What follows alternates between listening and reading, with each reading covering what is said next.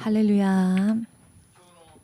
오늘의 말씀은 사도행전 1장 1절에서 15절까지의 말씀 읽겠습니다.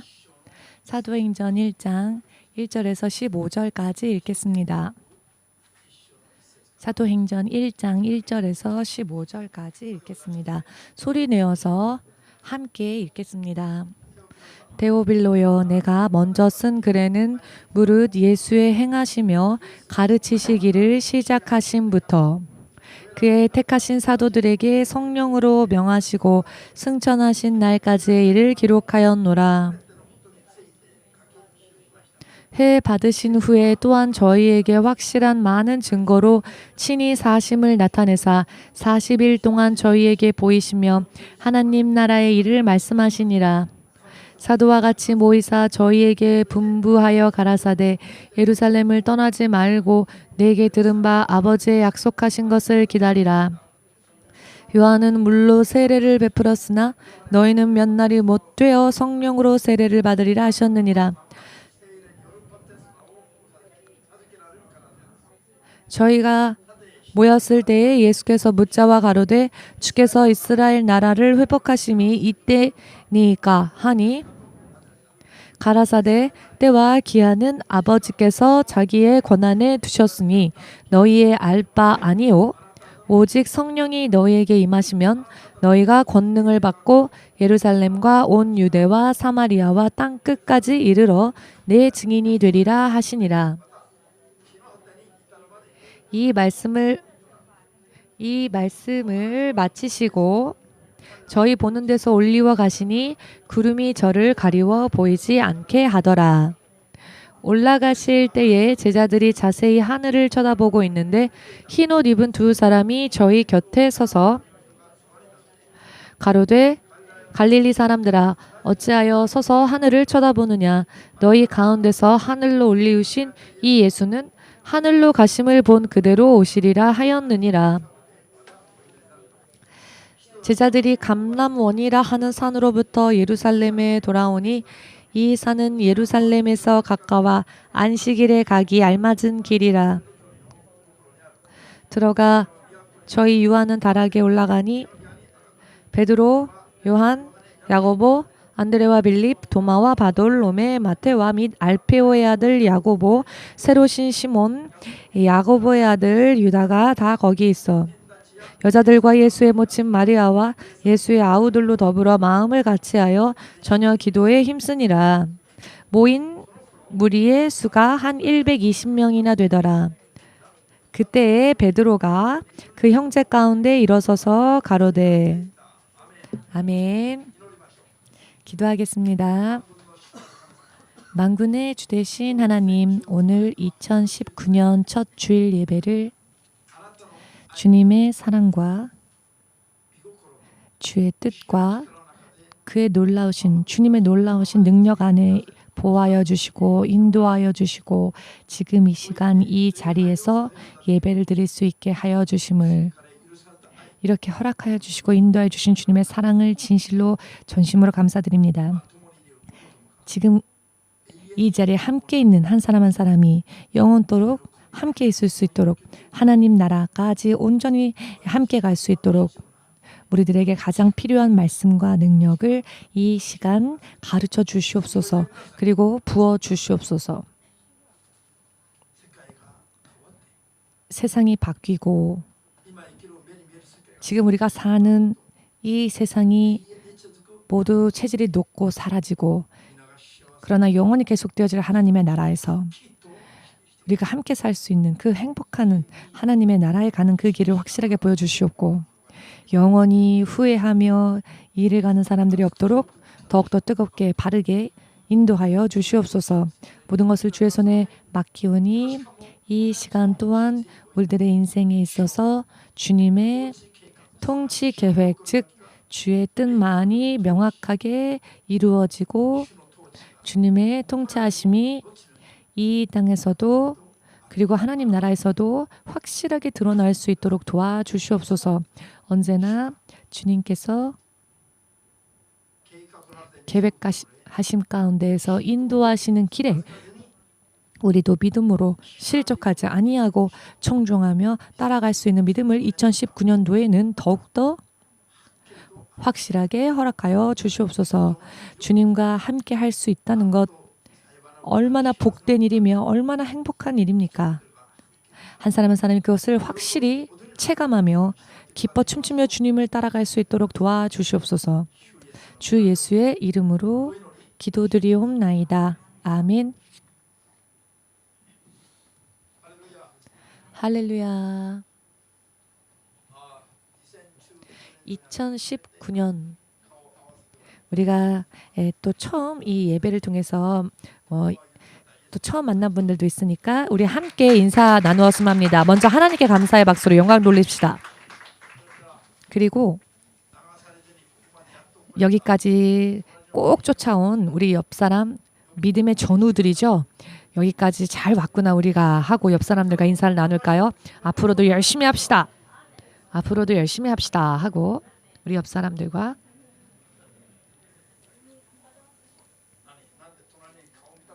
아니 옆 사람 얼굴도 보고 싶지 않으십니까?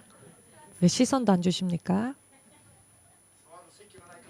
앉을 자리가 없어서 함께 앉았을 뿐이지 이 옆 사람하고는 사실 별로 좋아하지도 않고 그런 건 아니시지요? 마음도 다 여시고 더 오픈하시고 주님께서는 약속해 주셨습니다. 이 흑암 속에 빛을 비추는 하나님의 자녀다운 자녀로 우리를 만드시겠노라 하고 하나님은 약속해 주셨습니다. 우리가 앉아있을 때가 아닙니다. 누워있을 때가 아닙니다. 자던 자도 일어나고 앉아있던 자도 일어나고 흑암 속에 빛을 비추는 우리가 하나님의 자녀라면 그렇게 살아야 합니다.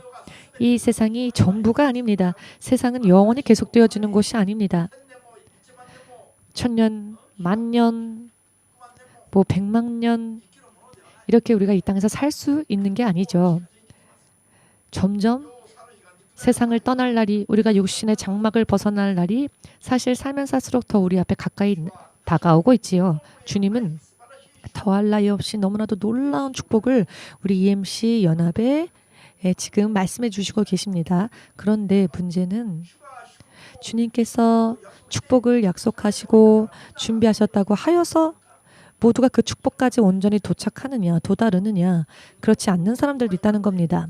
믿음의 그릇에 따라 믿음의 선택에 따라 약속에 이르는 사람이 있는가 하면 도중에 쓰러지는 사람도 있고 어떤 사람은 처음부터 믿지 않고 그런 건 있을 리 없다 하여 예수님의 약속을 소망하지도 않고 믿지도 않고 처음부터 아무 흥미 없는 사람들도 있죠. 즉 축복으로 출발하려고 하지 않는 사람들도 있습니다. 오늘은 2019년 첫 주일 예배이지요.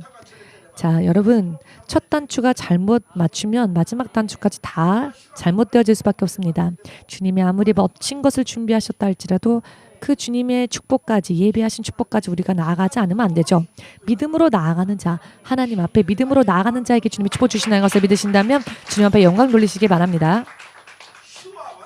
주님은 우리들에게 가까이 와 주셨습니다. 하늘의 보좌를 버리시고 이 세상에 우리가 있는 이곳에 예수님 오셨습니다. 이 흑암 속에 오셨습니다. 그리고 우리들을 대신하여 우리의 모든 죄를 다 짊어지시고 그리고 모든 구원을 다 이루셨습니다. 예수님께서 오신 목적을 다 이루셨습니다. 그리고 실제로 예수님은 죽으셨으나 부활하셨습니다. 죽으셨으나 부활하셨고 이 땅에 머물러 계시지 않은 채 예수님은 다시 하늘로 올리우시고 오늘 성경 말씀 읽은 대로 500여 명이 보는 그 앞에서 하늘로 올라가셨죠. 그러나 우리들에게 무엇을 해야 하는지, 무엇을 준비해야 하는지, 우리가 하나님의 사람으로서 어떻게 해야 하는지 예수님은 다 알려주셨습니다. 2000년 전에 이미 예수님은 우리에게 다 알려주셨습니다. 이제는 우리가 믿음으로 하나님 앞에 가까이 나아가느냐. 가까이 나아가는 자는 축복받습니다. 그것도 아무런 대가를 치르지 않아도 주님은 주신다 하셨습니다. 문제는 사람들이 믿음으로 나아가느냐 그렇지 않느냐가 문제입니다. 아멘. 2019년이 시작되었습니다. 한켠으로는 마음 한켠으로는 무섭고 두렵고 또 이렇게 한 해가 왔구나. 정말로 이제 어떻게 해야 할까? 마음 한켠에는 두려운 마음, 불안한 마음. 그러나 마음 또 한켠에는 대망의 기다리고 기다렸던 소망이 또 이렇게 한 해가 시작되는구나. 그래서 마음 한켠에는 또 소망이 넘치는 이러한 마음이 있습니다. 하루하루가 지금은 저는 기대감에 하루하루를 또 삽니다. 날짜가 바뀔 때 카츠미 형제가 이렇게 이 자리에 와 있지 않습니까? 이런 날이 오리라고는 생각도 못했습니다. 그런데 이 신년 첫 예배부터 우리 카츠미 형제가 왔습니다. 이 자리에 예배를. 여러분, 하나님께서는 예수님 이후에 2000년 동안 그리고 지금까지 알기 쉽게 말씀드린다면 지금까지 일찍이 없었던 세상 마지막에 모든 추수를 하실 때에 EMC 또한 하나님께서 사용하시기 위해서 부르셨습니다. 여러 많은 준비들을 우리들에게 시키셨지요. 여러 많은 일들이 일어났지만 그래도 오르막길을 그래도 계속 올라가며 뒤로 침륜에 빠지지 아니하고 왔습니다. 그랬더니 주님께서 우리 EMC 연합에 또 축복을 선언하셨습니다. 이제는 눈앞에 드러나는 믿음의 결과가 눈앞에 드러나는 때가 임할 것이다 라고 말씀해 주셨습니다. 문제는 이 2019년 이 한 해가 시작되어졌는데 이 한 해가 하나님께서 약속해 주신 대로의 축복을 누리는 한 해가 될 것인가, 혹은 마치 폭탄이 터진 듯이 멸망의 한 해가 될 것인가. 이것은 각기 믿음의 결단에 따라 결과가 천차만별이 된다는 것입니다. 처음부터 확실하게 마음속에 잘 새겨두시고 올바른 출발, 후회가 남지 않는 출발을 하셔서 수확을 할 때, 추수를 거두어 드릴 때 기뻐 춤추며 풍성한 추수를 이루시기를 주 예수의 이름으로 축복합니다. 또한 그렇게 되기 위해서는 무엇을 어떻게 해야 하는지 확실하게 여러분에게 전해드리겠으니 조금은 어려운 이야기일 수 있지만 그러나 이것은 법이기 때문에 아무리 지금 사람으로서 마음을 뜨겁게 불태우면서 여러 많은 즐거운 일들이 세상에 있다 할지라도 결과적으로 실패로 끝나버린다면 아무 의미가 없지요.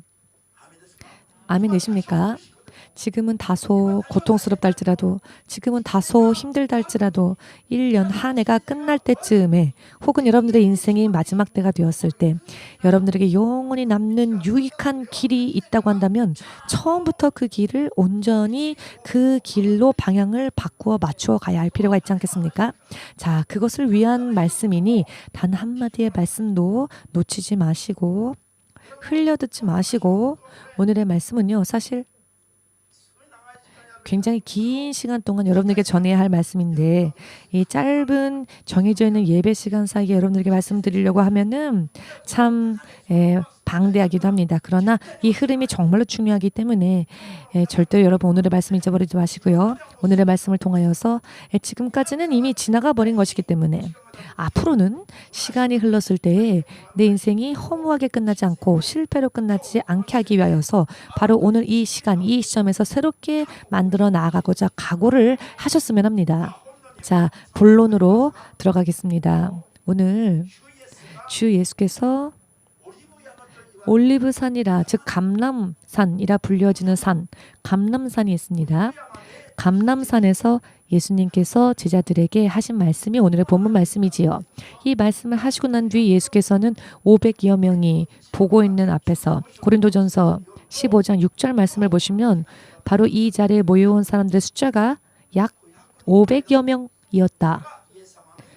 그 500여 명은 예수님을 따라가던 자들, 알기 쉽게 말씀드린다면 예수님의 제자들의 또 제자들입니다. 제자들인 거죠. 12사도뿐만이 아니라 74도뿐만이 아니라 50여 명의 제자들이 함께 모여 500여 명의 제자들이 함께 모여서 예수께서 그들 앞에 하늘로 올리우시기 전에 마지막으로 말씀을 하신 장면입니다. 이것을 사람의 표현으로 빌려 말한다면 유언과 같은 말씀이라 할 수 있겠죠. 아멘.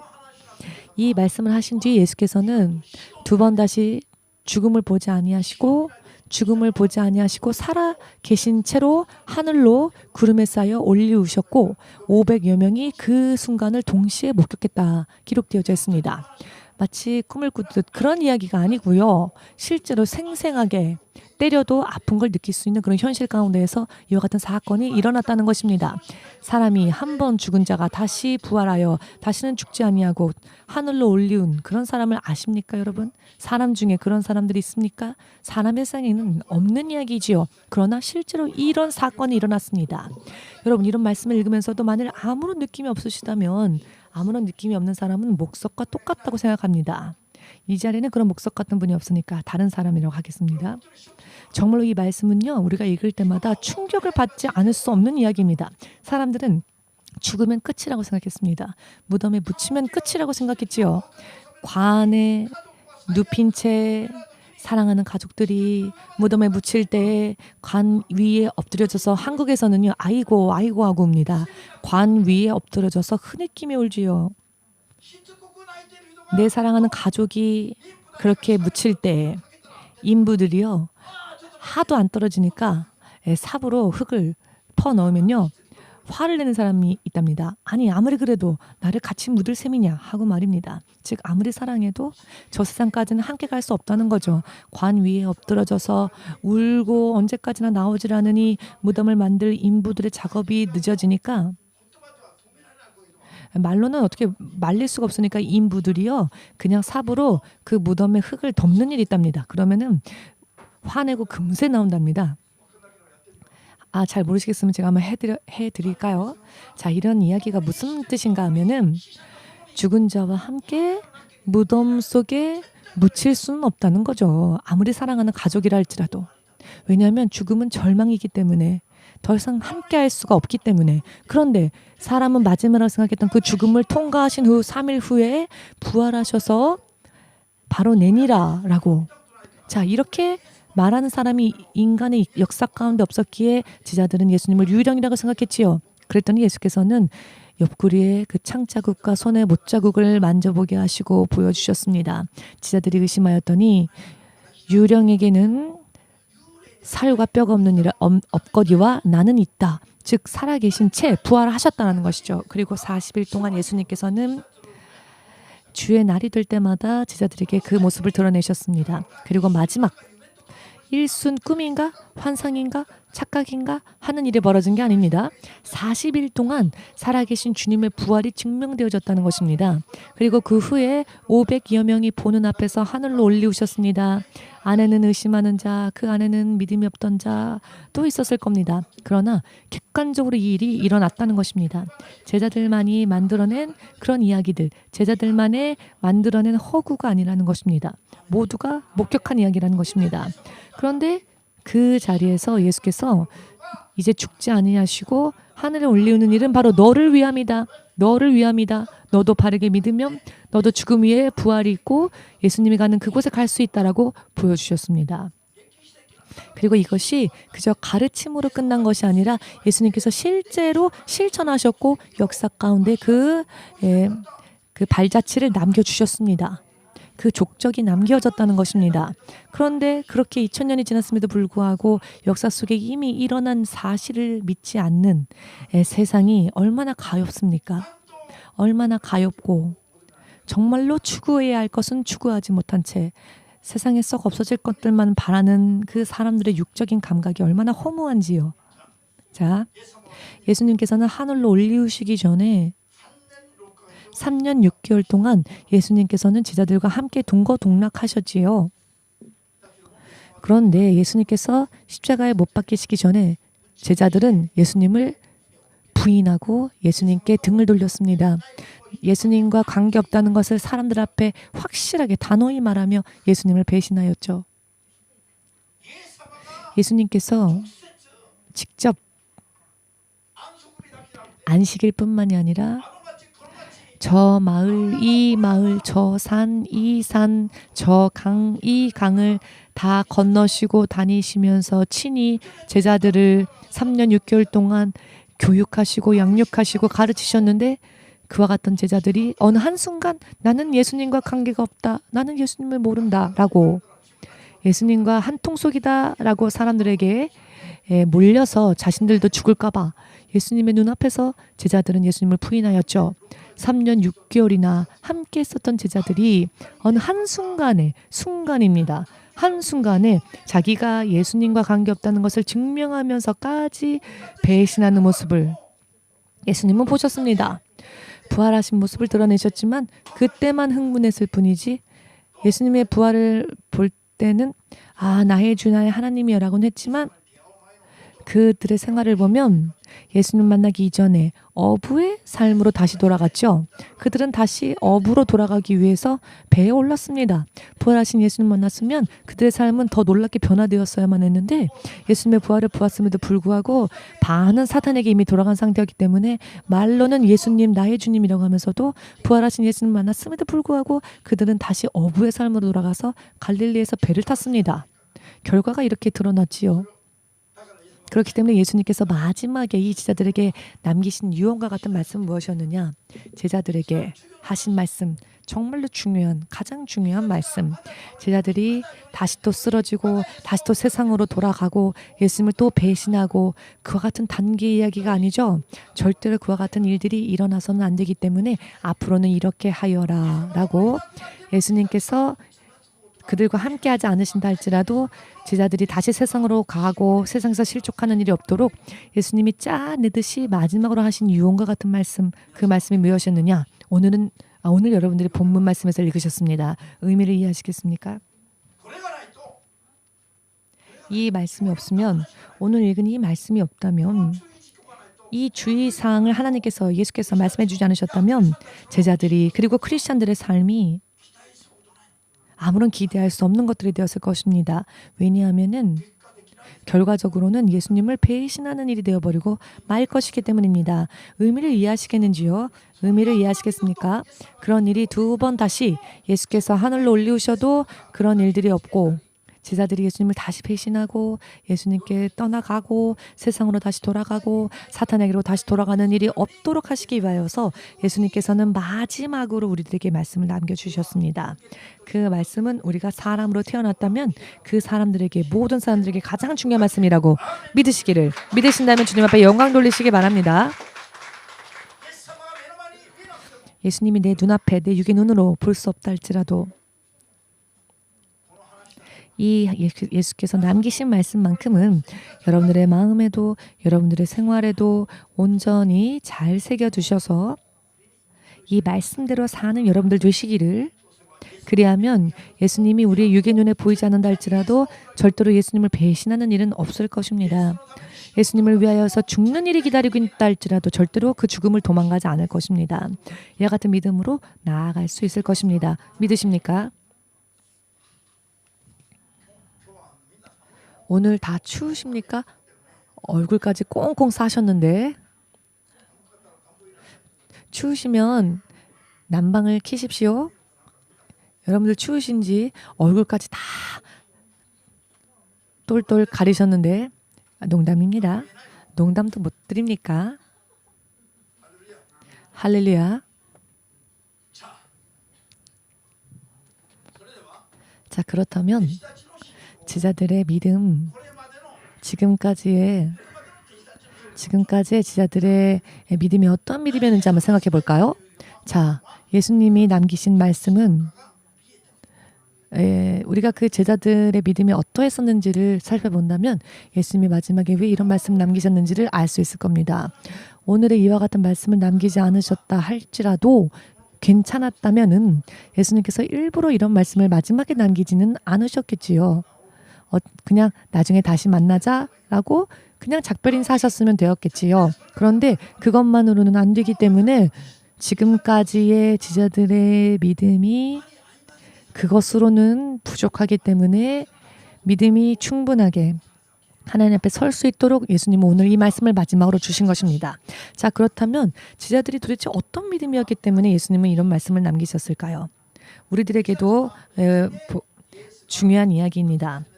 자, 제자들이요, 예수님께서 처음 복음을 전하셨을 때 예수님 안에 있었던 그 가르침이 권능이 있는 가르침, 새 교훈, 지금까지 들은 적이 없었던 가르침, 그냥 평범한 사람들의 그런 이야기가 아닌 권위가 있고 힘이 있고 능력이 있었지요. 그런데 그렇다고 해서 예수님을 하나님이라고는 생각할 수 없었습니다. 그래서 예수님을 존경하긴 했지만 랍비여, 이스라엘의 랍비라고 불렀지요. 랍비란 선생님이란 뜻입니다. 그렇기 때문에 처음에는 예수님을 랍비라고 불렀습니다. 제자들이. 왜냐하면 예수님의 정체를 그들은 몰랐기 때문입니다.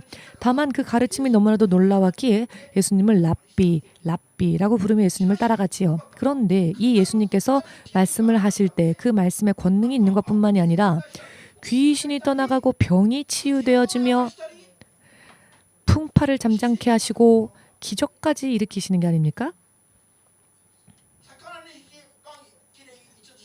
오병이어밖에 없을 때에 5,000명, 8,000명, 4,000명 얼마든지 예수께서 원하신다면 그 어느 누구에게라도 장소 아랑곳 없이 다 먹이시고 그래도 12강줄이 남을 정도로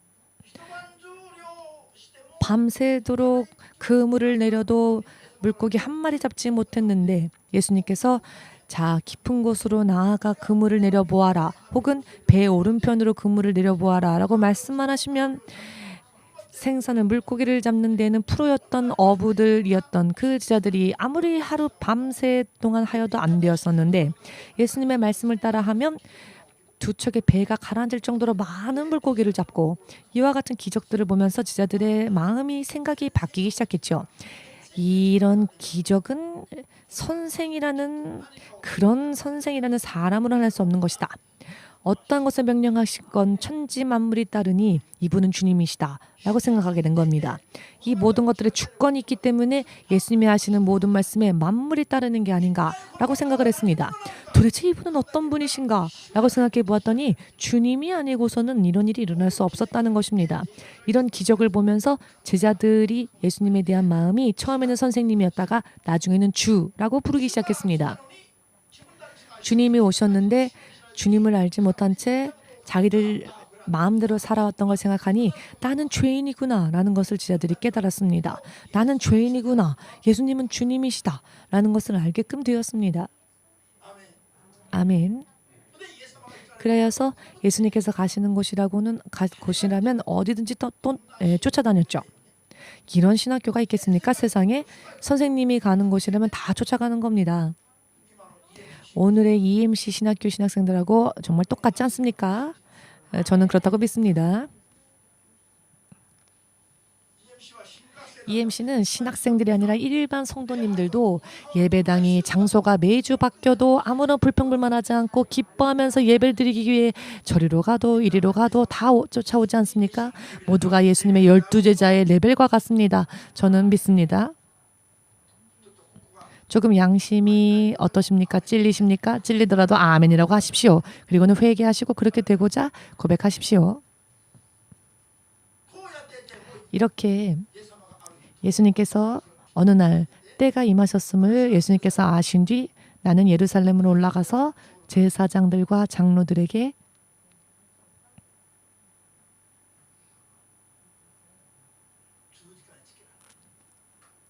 신문을 받고 십자가에 못 박혀 죽게 될 것이다 라는 말씀을 비로소 설명을 하셨습니다. 그랬더니 어떤 제자들이 그런 일은 절대로 베드로가 그런 말을 하였죠.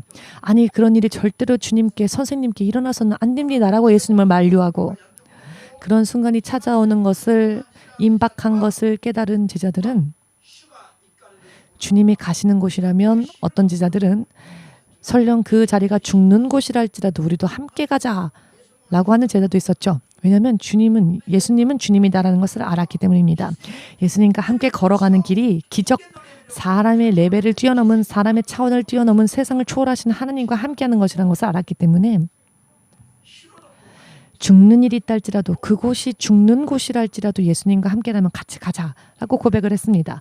여기까지는 참 좋았습니다. 그런데 막상 예수님께서 병사들에게 체포당하여 빌라도의 법정으로 끌려가서 그 법정에서 재판이 일어나고 예수님께서 십자가에 못 박히시게 되었던 모든 흐름을 목격한 제자들이 어느 한순간 예수님을 향해 불타올랐던 그 마음이 죽는다면 죽으리라라고 했던 그 마음이 순식간에 식어버렸죠. 여종 중에 한 명이 베드로를 향해 너도 저 나사렛 사람과 한패지라고 하였더니 아니야, 나는 관계없어. 얼굴색을 바꾸고 안색을 바꾸고는 정색을 하고는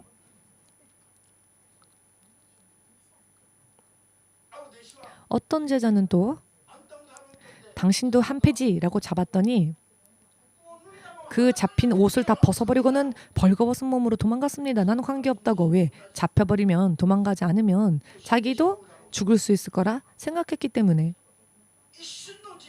한순간입니다.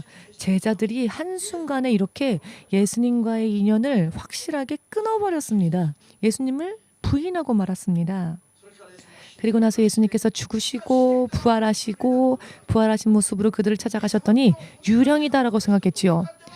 그러나 예수님이 진실로 부활하셨다는 것을 알고 난 뒤에는 정말로 기뻐했지만 그것도 순간이지 마음이 또 어떻게 되었느냐. 예수님을 따라가는 길이 아니라 다시 어업을 하기 위하여서 먹고 살기 위해서 갈릴리로 돌아갔습니다. 왜냐하면 이미 마음을 사탄에게 빼앗겼기 때문입니다. 더 이상 마음이 불타오르지 않았습니다. 예수님이 부활하신 그 사건에 놀라기는 놀랬죠. 놀라기는 놀랬지만 그들의 삶은 예수님을 따라가기 위해서 다시 타오른 게 아니라 이미 사단에게 그 마음이 잡혔기 때문에 제자들의 마음은 식어버리고 말았습니다. 예수님을 만나기 이전에 갈릴리로 다시 돌아갑니다. 다시 물고기를 잡으러 돌아갔습니다. 그렇기 때문에 요한복음 21장 15절 말씀을 통해 베드로를 뭐라고 부르시냐면 시몬 베드로라 부르셨던 그 이름으로 부르지 않으셨죠. 왜냐하면 부활하시고 난 뒤에도 이 베드로가 제자의 모습으로 살지 않았기 때문에. 그래서 요한의 아들 시몬아라고 불렀습니다. 그 이름은 베드로가 제자가 되기 전의 이름이었습니다. 베드로라는 이름은 제자가 되고 난 후 제자로서의 이름이었고 요한 아들 시몬이라는 이름은 제자가 되기 전의 이름이었습니다. 자, 이 베드로가 부활하신 예수님을 만났음에도 불구하고 제자의 모습으로 다시 살려가지 않았기 때문에 예수님은 요한의 아들 시몬이라고 다시 부르십니다. 아니, 믿던 자들이 한때는 그 믿음이 타올랐던 자들인데 결과적으로는 왜 이렇게 예수님을 배신하고 예수님과는 선을 그어버리고 세상의 정욕과 세상의 생각과 먹고 살기 위한 그와 같은 것들이 예수님을 향한 마음보다 더 강해져서 여기까지다, 나는 여기까지다 라고 선을 긋고 말았을까? 왜 그런 믿음밖에 보이지 못했을까? 예수님께서 함께 세상에 하셔도 그런 믿음이라면 예수님이 이미 다 이루시고 부활까지 이루셨음에도 불구하고 예수님과의 거리가, 믿음이 좁혀지지가 않는 겁니다. 예수님이 그렇다면 자, 다시 하늘로 올리우신다면 제자들의 남은 믿음은 어떻게 될까? 그때 정말로 예수님께 떠나가지 않고 예수님이 육의 눈으로는 볼 수 없다 할지라도 다시 오시겠다 약속하신 그 날을 기다리며 믿음을 계속 지켜나가기 위하여 가장 필요한 것은 무엇일까? 예수님은 그래서 마지막으로 이 말씀을 남기셨습니다. 그 말씀이 무엇이냐? 오늘의 말씀 사도행전 1장 예수님께서 이렇게 말씀하십니다. 아버지가 약속하신 것, 즉 성령이 임하기 전까지는 예루살렘을 떠나지 말라. 예루살렘을 떠나지 말고 내게 들은 바 아버지의 약속하신 것을 기다리라. 성령을 받을 때까지 예루살렘을 떠나지 말고 기다리라라는 것입니다. 이 말씀은 무슨 뜻인가? 성령 받지 못하면 크리스찬이었다 할지라도 결과는 뻔한 겁니다. 성령의 도우심이 없다면 내 육의 생각만으로는 한때는 예수를 위해 죽겠노라 결심했다 할지라도 성령의 도우심이 없는 자들, 성령 받지 못한 사람들은 순간에 또 예수님을 부인할 수밖에 없는 연약한 존재들입니다. 그렇기 때문에 너가 사람이라면, 그리고 크리스찬이라면은 마음을 불태우는 것만으로는 부족하다는 겁니다. 내가 주를 위해 죽겠습니다라고 하는 고백도 예수님은 믿지 않습니다. 지금 내가 예수님을 위해서 죽겠다 할지라도 그 다음날 어떻게 바뀔지 사람의 연약함을 주님은 아시기 때문입니다. 그렇기 때문에 예수께서 육의 눈에 보이건 보이지 않건 상관없이 믿음을 지키고 천국까지 갈 수 있는 그 믿음을 소망하신다면 일단은 무언가를 하려 하지 마시고 무언가를 하기 이전에 먼저 성령이 내게 임하기를, 내가 성령 받기를, 그것을 바라며 예루살렘에 머물러서 아버지가 약속하신 성령이 임할 때까지를 기다려라. 이것이 가장 중요했다라는 것입니다. 믿으신다면 여러분들도 아멘으로 주님 앞에 영광 돌리시기 바랍니다. 아멘. 성령을 받지 못한 사람 아무리 열심히 쌓아 놓아도 한순간에 떠내려갑니다. 아무리 몸을 열심히 연단해도 한순간에 병약해질 수 있습니다. 사람의 힘만으로는 부족하다는 겁니다. 그렇기 때문에 성령 받기 위해 우리는 최선을 다해야 한다는 것입니다. 먼저. 아멘 되십니까? 지금 오늘날의 교회들이 그리고 신자들이 성령 받지 못한 채 그저 이론적으로만, 이성적으로만, 지적으로만, 지식적으로만 혹은 종교적으로만 혹은 형식적으로만 믿음의 형식을 가장하고 있는 그런 부분들, 그런 사람들이 훨씬 더 많습니다. 어느 한순간 사단에게 돌아가도 이상하지 않을 정도라고. 성경은 확실하게 마지막 요한계시록 이르기까지 그 부분에 대해서 우리들에게 경고하십니다.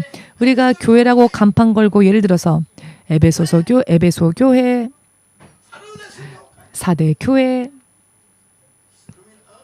서머나 교회, 빌라델피아 교회, 이런저런 교회의 간판을 여기저기 걸고 교회라고 한다 할지라도, 자, 교회라면은 그리스도가 다스리시고 지배하시는 그런 곳이 되어야 할 텐데 그 교회를 보니 너희 안에 사단의 회가 있다.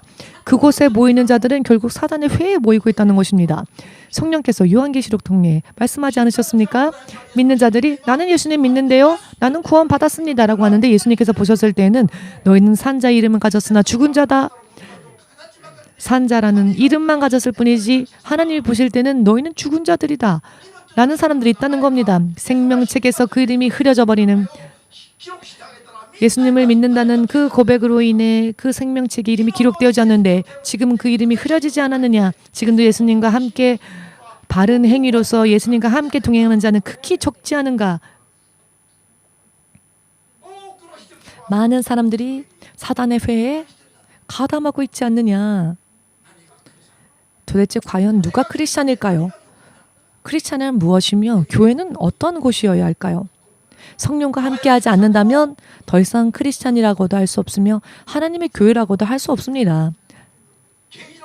요한계시록 2장에서 확실하게 주의 성령께서 경고하셨다는 것을 믿고자 원하시는 분들은 아멘으로 주님 앞에 마음껏 영광 돌리시기 바랍니다. 반드시 하나님 나라, 천국까지 확실하게 가고자 원하시는 분들은 절대적으로 먼저 주의 성령을 받고 성령 충만함을 받을 때까지 다른 일 하지 마십시오. 일을 쉬라는 이야기는 하지 않겠습니다. 다만 정말로 최선을 다해서 구하라는 것입니다. 교회 안에서 성령께서 좀처럼 말씀하지 않으시고 가르치지 않으십니다. 왜냐하면 사람들이 성령의 말씀을 구하지 않기 때문입니다. 사실은 그 이름까지 지명하여 여러분들에게 실례를 말씀드리고 싶지만 그렇게 드리지 못하는 그 부분들이 안타깝습니다. 다만 성령이 함께하지 않는, 지금도 성령께서 붙잡지 않으시면 예배를 드리면서도 너무 졸리죠. 사단이요. 그래 피곤하지. 항상 듣던 말이잖아. 라고 속삭이면 졸고맙니다. 여러분, 믿음 생활은 기분, 감정으로 하는 게 아닙니다. 내 목숨 걸고 해야 하는 겁니다. 왜 목숨 걸어야 합니까? 여러분, 쌀을 많이 생산하고 싶으면 쌀을 뿌려야죠. 콩을 많이 거두고 싶으면 콩을 뿌려야죠. 밭에. 영원한 생명을 영원히 거두고자 원하신다면 믿음으로 내 육의 생명까지도 뿌려야 합니다. 성경께서 그렇게 말씀하셨습니다. 성경이. 그런데 우리가 실제로 믿음 생활 어떻게 하고 있습니까? 얼마나 적당히 미지근하게 하고 있습니까? 성령은 어떠한 일을 하시는 분이십니까? 지금 성령께서 이 세상에 있는 교회들을 다스리고 계시는지 잘 모르고 성령이 교회를 다스리신다는 것을 인정하지 않는 사람들도 얼마나 많은지, 여러분 그것들이 보이십니까? 그와 같은 것들을 알지 못한 채 그러나 나는 크리스찬이지 라고 자기 위로를 하고 있을 뿐입니다. 그런데요, 그런 미지근한 믿음으로는요, 사단도 가만히 두지 않습니다. 주의 성령의 음성을 듣고 성령과 더불어 동행하는 사람이 바로 크리스찬입니다. 성령으로 시작해도 다시 육으로 마치는 사람들은 하나님의 천국을 기업으로 받을 수 없음을 확실하게 믿으시기 바랍니다. 성령도 받지 못한 채 죽을 때까지 육으로 바치는 사람들도 있는가 하면 성령을 받았음에도 불구하고 성령으로 시작했음에도 불구하고 육으로 마치려 하느냐, 이런 사람들도 있다. 갈라디아서 3장에 나오는 말씀이지요. 그런데 이와 같은 이야기들에는 귀를 기울이지 않습니다. 크리스찬이라면 먼저 이와 같은 경고의 말씀들을 잘 들어야 합니다. 왜냐하면 내가 진정한 참된 크리스찬이어야 하니까. 그런데 그와 같은 말씀에 흥미를 두지 못하는 것은 마귀가, 사단이 방해하기 때문입니다. 여러분, 성령을 받지 않으면 먼저 크리스찬이 고아와 같아질 수밖에 없습니다. 요한복음 14장 8절을 보시면 예수께서 말씀하시길 내가 아버지께로 가거니와 나를 대신하여 하나님의 영 보혜사를 너에게 보내어 너희를 고아와 같이 버려두지 않겠다 하셨습니다. 즉 예수님을 믿었음에도 불구하고 성령을 받고 성령과 동행하지 않는다면 영적으로는 그럼 고아와 같다는 겁니다. 크리스찬임에도 불구하고 고아와 같다는 겁니다. 고아란 어떤 존재입니까? 부모가 있지요. 부모가 있음으로 태어났습니다. 그러나 버림을 받거나 혹은 부모와 헤어져서 얼굴도 모르고 이름도 모르고 누군지 모르고 부모의 보호를 받지 못하는 그와 같은 존재가 고아지요. 태어나기는 했으나 부모가 없습니다. 자, 예수님을 믿노라 고백했는데 하나님의 자녀로서 사는 것이 아닌 고아처럼 사는 사람들이 바로 성령 받지 못한 크리스찬입니다. 요한복음 14장 18절 말씀을 통해 예수께서 말씀하셨다는 것을 여러분들도 믿으시고 고아와 같이 되지 마시고 예수님과 함께하여 주의 성령과 함께 동행하여 아버지 하나님을 아바 아버지라 친근하게 부르면서 하나님의 천국을 기업으로 받는 여러분들이 되기를 원하신다면 로마서 8장 13절부터 17절까지의 말씀을 믿으시기를 예수님의 이름으로 축복합니다. 로마서 8장 13절의 말씀을 보시면 너희가 성령으로 육신대로 살면 반드시 죽을 것이로되 영으로서 몸의 행실을 죽이면 살리니 라는 말씀이 있습니다. 즉 육신대로 살면 반드시 죽을 것이라는 겁니다. 그러나 영으로서 몸의 행실을 죽이면 산다는 것입니다. 생명을 얻는다는 것입니다. 그 성령으로 인해 하나님의 영으로 인담을 받는 그들이 곧 하나님의 아들이라 하나님과 교제할 수 있으며 아바 아버지라 부르짖느니라. 성령이 친히 우리 영으로 더불어 우리가 하나님의 자녀인 것을 증거하신다 라고 하셨습니다. 여러분 2019년에는 정말 목숨 걸고 믿읍시다. 내 목숨 걸고 믿읍시다. 왜 목숨 걸고 믿어야 합니까? 영원한 생명이 좌우되어지기 때문입니다. 그렇기 때문에 목숨을 거는 각오까지 할 정도로 우리는 추구해야 한다는 것입니다. 구해야 한다는 것입니다. 성령이 없이는 내가 크리스찬이었다 할지라도 내가 크리스찬이다라고 하여도 하나님이 보실 때에는 하나님과 함께하지 못하는 사람입니다. 고아와 같은 상태인 것입니다. 아멘 되십니까? 예수님께서는 사람을 예수님은 우리의 모든 모범이시죠. 그 모습도 그렇고 삶의 모든 모습도 그러했습니다. 하나님께서 사람을 처음 창조하셨을 때 사람을 고유의 모습으로 창조하지 않으시고 하나님의 형상대로 본떠 창조하셨습니다. 그 이유는 우리를 하나님의 자녀 삼으시기 위함이었습니다. 최근에는 개를 보고 우리 애기 하는데 왜 사람인데 왜 하나님은요 하나님은요 당신의 자녀를 개의 모습으로 만들지 아니하시고 당신의 모습으로 만드셨습니다. 그래서 하나님은 사람을 당신의 자녀 삼으시기 위해 하나님의 형상을 본떠 우리를 만드셨다는 겁니다. 창세기 2장 말씀 믿으시는 여러분 믿으시면은 창세기 1장 말씀 믿으시면 함께 고백할까요? 나는 하나님을 닮았다. 그러나 사탄을 쫓아 살았다. 그런 과거가 있었다. 지금은 아니다. 아멘. 하나님의 자녀로 삼으시기 위해 하나님의 형상으로 본떠 창조하셨는데 우리가 사탄을 따라 살았죠. 그것이 좋은 삶이었습니까? 올바른 삶이었습니까? 아니죠. 그런데 지금이 아니라 과거에 그러했죠. 나는 지금은 하나님의 사람으로서 하나님의 자녀로서 시작해야 하는 겁니다. 그런 사람이 하나님의 사람들이고 하나님의 자녀들입니다. 자, 그렇다면은 예수님께서 우리들에게 이미 모범을 보여주셨죠. 예수님의 모습으로 우리들을 창조하셨고 예수님의 자녀 삼으시기 위해서 에베소서 1장 4절부터 6절까지의 말씀입니다. 창세, 즉 이 세상을 창조하시기 이전부터 그리스도 예수로 인해 하나님께서는 사람들을 예수님을 통해 사람들을 당신 자녀 삼으시기 위해 만드셨다.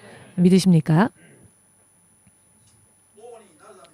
왕이 되기 위하여서, 사장이 되기 위하여서 태어난 게 아닙니다. 사람은 사람으로서 태어난 목적이 있습니다. 그것은 하나님의 자녀로 살기 위해서입니다. 아멘 되십니까?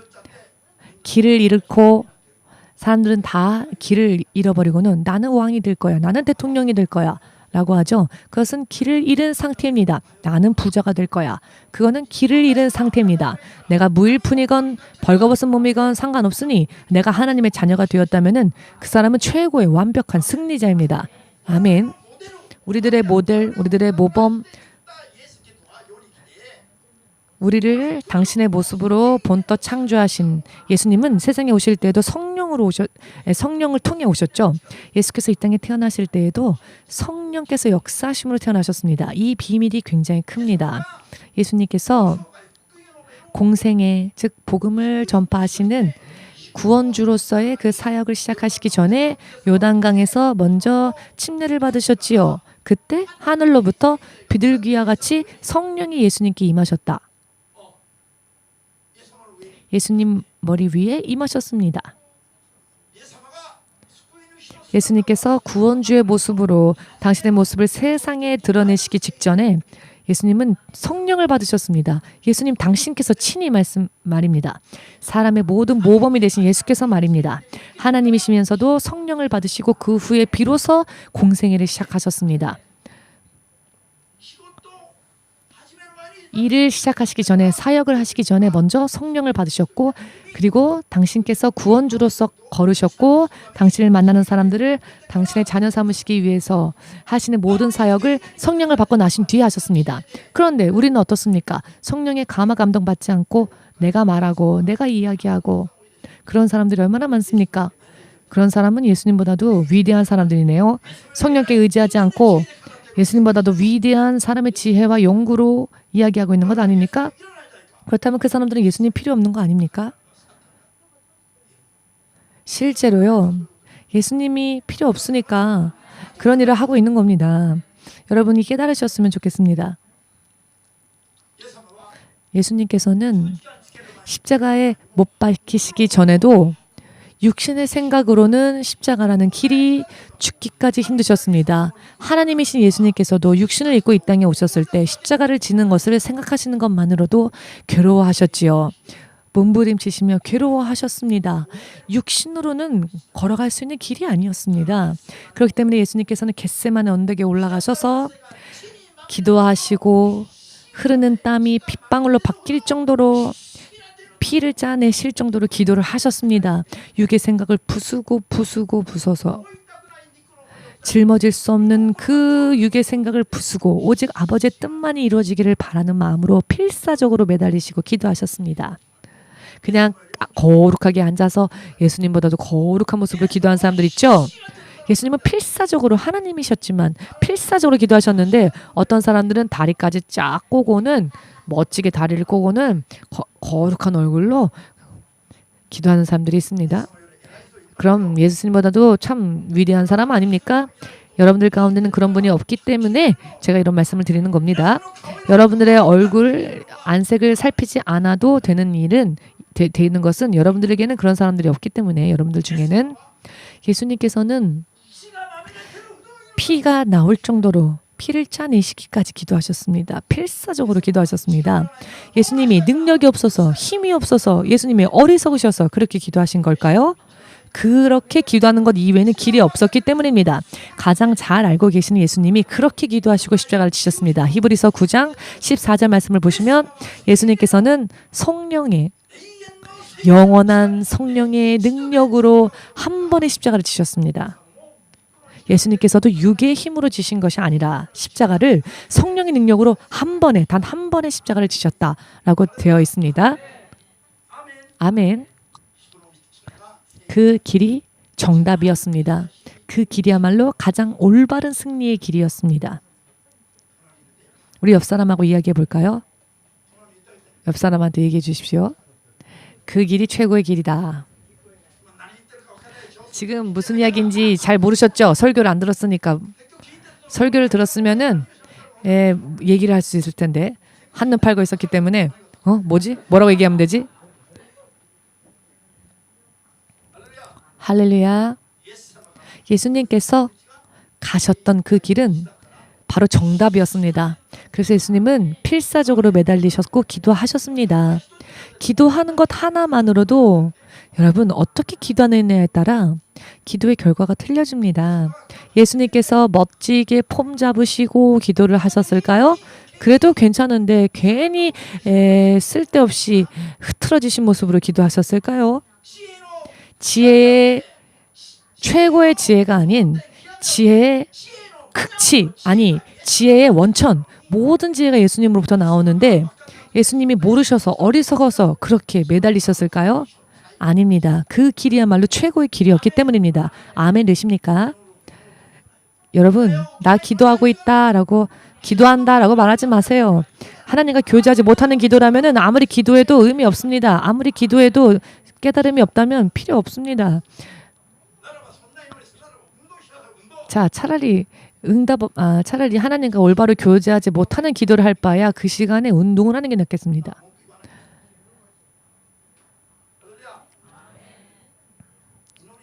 즉 기도를 하더라도 하나님께서 받으시는 기도, 하나님과 교제할 수 있는 기도를 하자는 겁니다. 여러분 기도가요 응답받으면 얼마나 불가사의한 일이 일어나는 줄 아십니까? 사람의 세상에는 있을 수 없는 일이 하늘에 하나님의 마음을 움직이는 그 힘이 기도에서 나옵니다. 예수님께서도 십자가를 지시는 그 일, 예수님은 하나님이셨지만 하나에서 열까지 성령을 의지하시고 성령의 능력으로 모든 것을 다 성취하셨는데 우리 사람들이 사람인 주제에 예수님보다 잘나지도 못했으면서 성령을 구하지도 않고 의지하지도 않고 사는 크리스천이 있다고 한다면 그 사람은 멸망을 각오한 사람이 아니고서야 절대로 승리하고자 원하는 사람이라면 그렇게 살지 못할 겁니다. 제자들처럼 성령을 받기 전에 제자들처럼 언제 쓰러져도 언제 실족해도 언제 사단에게 돌아가도 괜찮다라고 하는 것이 아닌 이상이야. 성령을 의지하십시오. 성령과 동행하는 삶을 꿈속에서도 잊어버리지 마십시오. 아멘 되십니까? 오늘 예수님의 이야기를 들은 성령을 받기 전까지는 다른 일 하지 말고 예루살렘을 떠나지도 말고 자, 일본어 번역을 보면은요. 8절을 보시면요. 한국말로는 권능을 받고라고 되어 있습니다. 권능.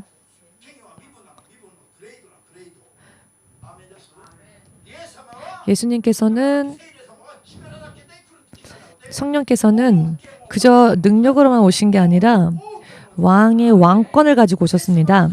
예수님께서는 육신을 입고 오셨죠. 그 이유는 십자가를 지는, 즉 하나님의 어린 양, 화목제가 되기 위해서, 제물로 바쳐지기 위해서였습니다. 그러나 성령께서는 왕의 권위를 가지고 오십니다. 그리고 그 왕의 합당한 권능을 가지고 오십니다.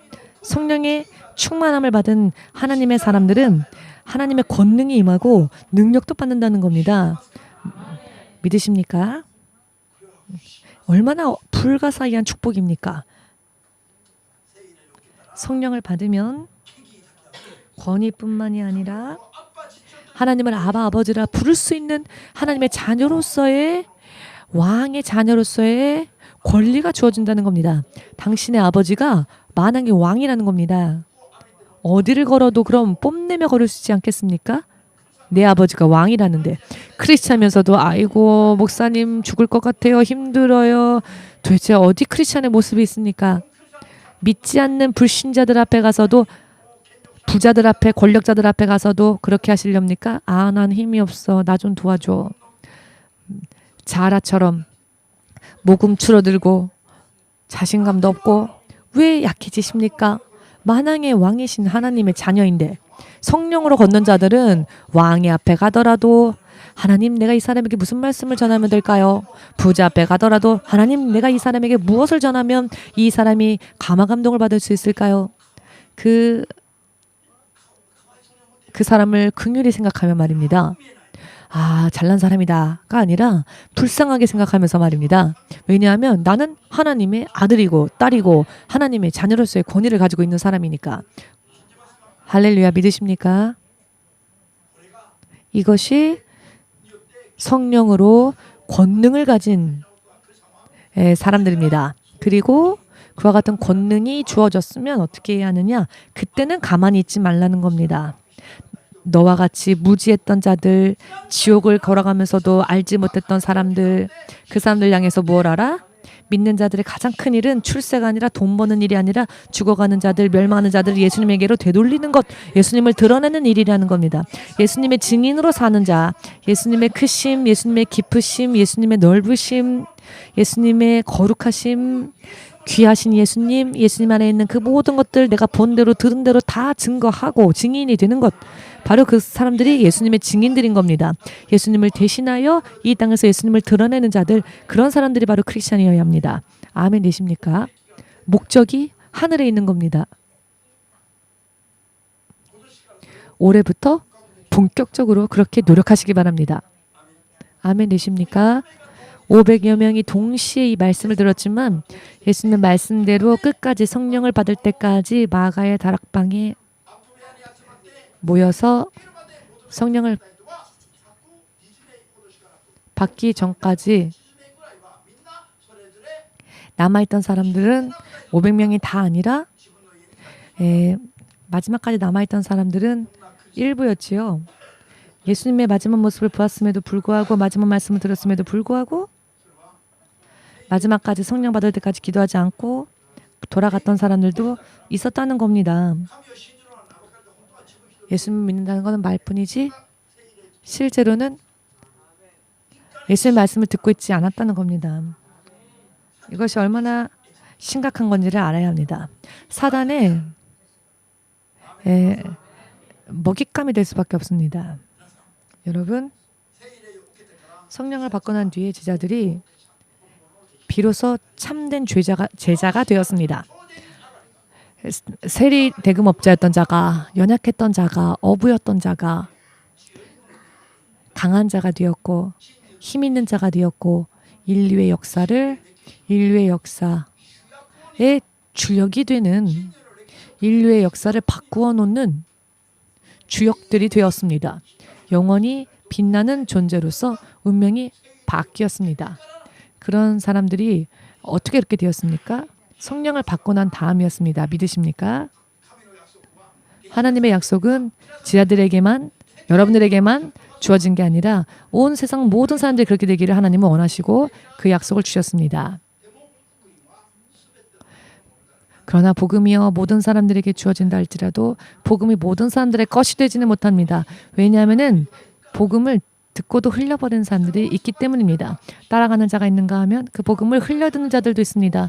똑같은 말씀을 동시에 같은 장소에서 같은 목사님을 통해 같은 성령님의 감화 감동으로 들었다 할지라도 아멘으로 고백하고 그대로 순종하여 운명을 바꾸는 사람이 있는가 하면 그냥 흘려버리는 사람도 있다는 겁니다. 그러나 여러분들 가운데는 그런 분들이 한 분도 없으시기를, 지금 전하여진 이 말씀들을 목사님의 개인적인 가르침이라고 생각하지 마시기 바랍니다. 작년 말부터 주께서 저에게 주신 하나님의 말씀이십니다. 여러분들도 믿고자 원하신다면 2019년도 여러분들의 운명을 근본적으로 바꾸시고 또 눈으로 믿음의 결과를 확인할 수 있는 하나님의 역사하심을 볼 수 있는 그와 같은 한 해가 되기를 바랍니다. 그리고 점점 강건해지기를 바랍니다.